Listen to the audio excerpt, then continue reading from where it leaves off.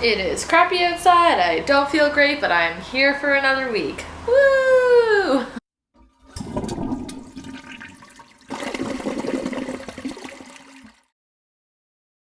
Let's be honest, in 2017, the Jetsons should have come true already.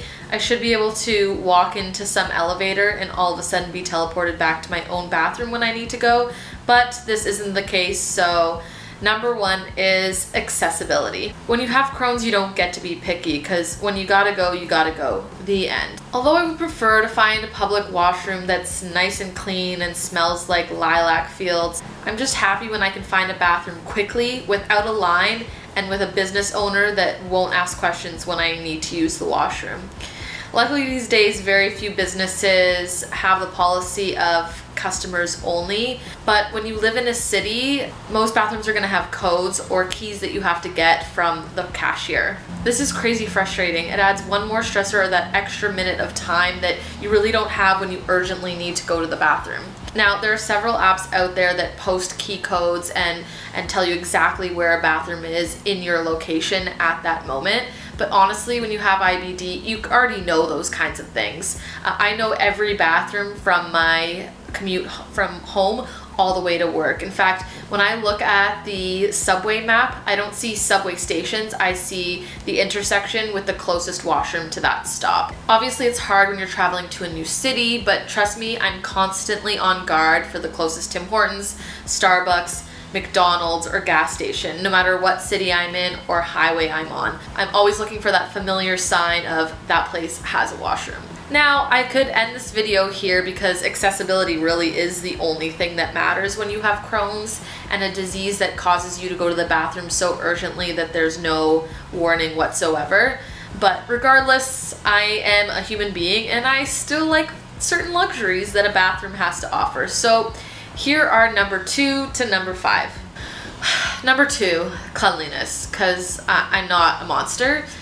There's nothing worse than needing to use a sketchy gas station bathroom or a dirty or a dirty porta potty, that is a tongue twister, at a concert venue. Humans are disgusting animals and don't come close to treating a public washroom like they would their own washroom at home. Like seriously, I don't know what's wrong with us, but we are disgusting. I will always appreciate a clean, hygienic public washroom. In fact, you'd probably be surprised to hear that the most commonly clean public washroom that I use is actually McDonald's. So thanks, McDonald's. Your food might make me go to the washroom, but at least you have a clean place for me to go when that time comes. Number 3, privacy. Because regardless of the fact that we all poop, I think everyone can agree that going number 2 is something we would all rather do without an audience. So there is nothing more relieving than going to a restaurant, mall, or public venue and noticing that they have private individual stalls rather than a lineup of stalls where at any moment you could have a neighbor next to you. Of course, the downside of this is that there's going to be a line, but honestly, I do feel a sigh of relief when I know that I have privacy in that individual stall. Also, on a side note, if I am out with you in public and I say that I have to go to the washroom, this is not a typical girl invitation for you to come with me. In most cases, I need privacy, and if I do want you to come with me and chat in the bathroom, I'll just say, do you want to come? Number 4 is noise. Now, if I can't have the most ideal situation of a personal individual stall, then it is absolutely necessary that there be white noise or loud music in the bathroom. I don't want to hear other people poop, so I'm certain they don't want to hear me poop either. And although in most cases of me needing to go number 2, there is a sense of urgency, I do get a little bit of performance anxiety when there is absolute silence in a bathroom and I know that at any moment someone else could be in there. So when there's actually a loud fan or AC or even better loud music playing, I do feel a sense of ease and I'm actually able to go. There's nothing worse than dead silence in a public washroom. 5, toilet paper. Finally, my biggest contention with public washrooms is the toilet paper. Let me get real personal with you for a second.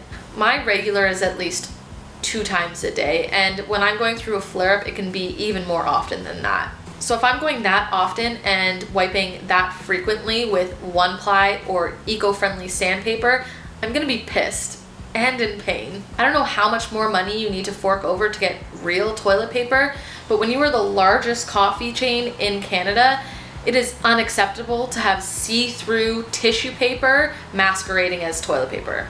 I'm looking at you, Tim Hortons. Seriously, if you've ever needed to use the washroom at Tim Hortons, which, let's be honest, probably the entire population of Canada has had to do that at least once, then you know what I'm talking about. Their TP doesn't even come in a roll. Instead, it's like a napkin dispenser. You just keep grabbing and grabbing and grabbing, hoping that at some point you're gonna have some sort of mess in your hands that actually feels like toilet paper. This is not acceptable for anyone. I don't care whether you have Crohn's or not. That is not toilet paper. Now, on the other side of things, the most luxurious toilet paper I've ever experienced is at Costco. Seriously, it was like heaven. I literally texted my sister while on the toilet to tell her this amazing news. Don't pretend like you don't use your phone on the toilet. I don't even buy toilet paper that soft. And that's my point. I'm not looking for toilet paper that the queen uses to wipe her ass, but I certainly expect something better than the tracing paper we used to use in grade 3 art class. And there you have it. Those are my top 5 things I look for in a public washroom. No, I'm not really that picky, but